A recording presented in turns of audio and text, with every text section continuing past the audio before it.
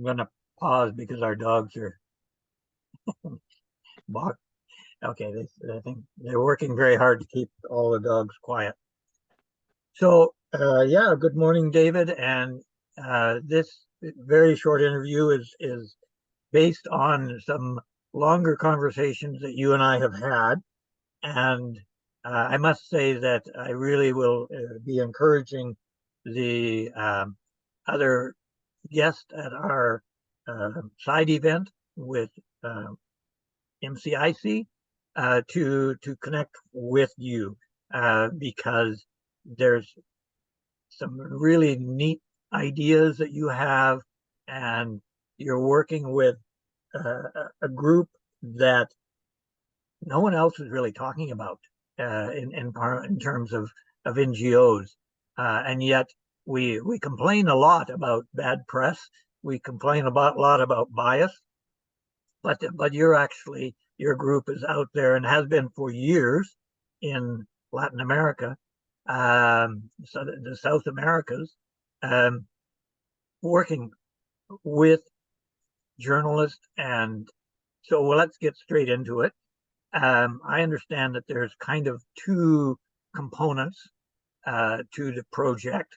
Can you briefly talk about the two components, and then we'll dive straight into some of the neat issues and complex things that you've been dealing with? Okay, thank you so much, Dan, and I'm really happy to share my experience with these projects. We have been working with this particular project funded by FIT in Sudan, and this project has two main components. The first one is a survey on violence. It's a long survey that has been applied to 300 people. And they're all journalists, right? Female journalists. That's your target audience. All female journalists. And the second one is a tool that is used to make some reports, incidents related to sexual violence against journalists. Then these two main tools has been placed, and the idea it was to generate data in order to understand violence, and generate data also in order to prevent violence in the case of these reports. Right. And I also understand that Alternatives, which is the name of your organization, has largely been in a supporting role, and you have trained and capacitated your partner. Can you talk a little bit about that, and then just go directly into some of the main outcomes that you've seen because of the project? I'll give you a hint to talk about awareness, but talk about your partner a little bit and some of the outcomes. For this particular project, we have working with Alalak. Alalak is one of our partners in Sudan for a long time, who has been working like for 15 years with this organization. We have a relation of trust. They're working with women journalists, and the main idea that we have in Alternatives is that we see partners as equals. I mean, the idea of this kind of knowledge is to share experience. They know the ground, they know what is happening, they know what they need, they know, but we have some different experience, we have some technical experience, and then the idea it was to mix technical experience with the experience on the ground to understand by the partners and for the partners what are the paths, the main characteristics of violence.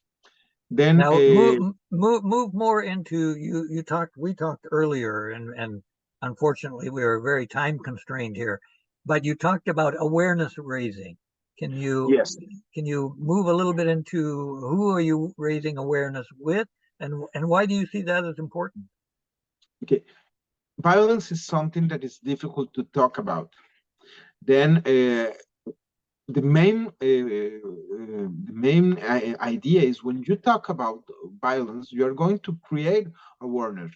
We were talking about who and when. I mean, when you apply a survey on violence, you start to denaturalize violence, because in some regions, even in some places, uh, violence is something very regular, very natural. And then the first awareness that we create is among the journalists. I mean, they have talked about violence, and this project raised awareness about the prevalence and impact of sexual violence in this particular part of the world, in Sudan, challenging social norms and promoting empathy. But I mean, when you talk about violence with a union of journalists, you're not creating only awareness among women, but also, I mean, there was some relationship that we must establish. Why the union is directed by men, when when the great part of the members are women? Why they are taking decisions? And then it goes to the government. I mean, we raise awareness about government, because when we work with women journalists, they start to talk about violence in the media, and the media become important also to create awareness, not only on the violence against journalists, but also in the violence against women in general. And in the particular, as we talked, Dan, in the particular circumstances of Sudan, it was really important during the revolution, all this question about the role of women in society. Then it was really important to create this awareness. And what about the internal awareness that grew when Fatima, for example, Fatima, all of a sudden she can see that 27 of her colleagues are also experiencing violence. She thought she was the only one. So broadening that, can you speak to that idea of how it helps the individual woman journalist? Yes, I mean, awareness is always, and I think it's the important thing of the project. It's always hand by hand with knowledge. How we create knowledge, and as we talk, when we don't talk about violence, we don't know anything. But when we start talking, and when we create a systematic tool that can allow us to think about what is happening, when it's happening, who is the main perpetrator of this violence, who is the main victims of this violence, what are the relationship with time. I mean, when this violence is making, in what places. Then at this moment, when we have this knowledge, the awareness is important to create strategies. I mean, when we have knowledge, and then with all the community that we have created this awareness, but then we have knowledge on that, we are able to create strategies, and strategies based on data are really powerful. I mean, it's not the same thing and I say I feel violence in this place, when we say 50% of the women in this place has been harassed, has been sexually harassed by the partners. That is quite different. And then this knowledge usually takes us into the direction of building strategies and creation of policies to prevent this violence on the workplace. And I think that's the importance, the main importance of the project. Yeah. Okay. We have about a minute left. What would you like to, and this is, we didn't really talk too much about this, but I'll throw you what we call a curveball. What would you like other uh, NGOs, whether they're small or medium or large, how would you like them to be able to use this tool that you have developed? What would be your dream of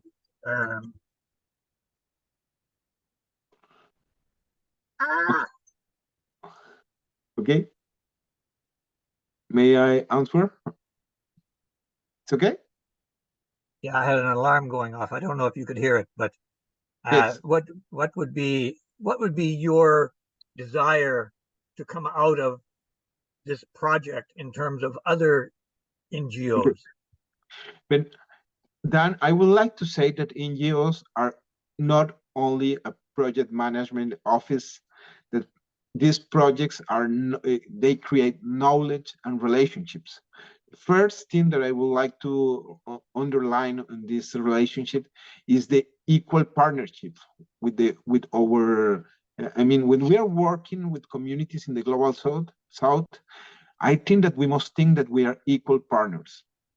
And the most important thing is not our organization in the north, but is the work that we are doing with the people on the south. I mean, and we must be able to transfer capacities for the partners. And this transfer of capacity, that sometimes we have, we are able to create knowledge that can be mobilized to change society. The second point that I would like to address is in order to that the intervention must must be conceived for the communities in the local areas. I mean, sometimes we prefer to work with government because it's more easier and you can escalate the projects in a very good way. But it's important to recognize that these communities have their own values, their own way of living, their own way of seeing things. And it is important when we are working with communities, not only to share our vision on things, but also to know and to recognize them, they as subjects and as agents of change. That is the most important thing. And the third, okay. Well, we're running out of time here, so I'm going to leave that third point for individuals and really encourage them to, in the handout, David's email address for alternatives is there, and I'm hoping that this, even the fact that he wasn't able to give you all of his wisdom, will be a stimulus to those of us watching right now to get in contact and ask more questions. David is more than willing to do that. So thank you so much, David, for your time. And I know that I have really appreciated getting to know what Alternatives is doing in this very needy area of working in the news area, in the media area, in the journalist area, in the gender area that we complain about, but we don't do too much about. So thank you very much. Thank you so much, Don. I'm really pleased to be here and to share with you this project. Bye-bye. Bye.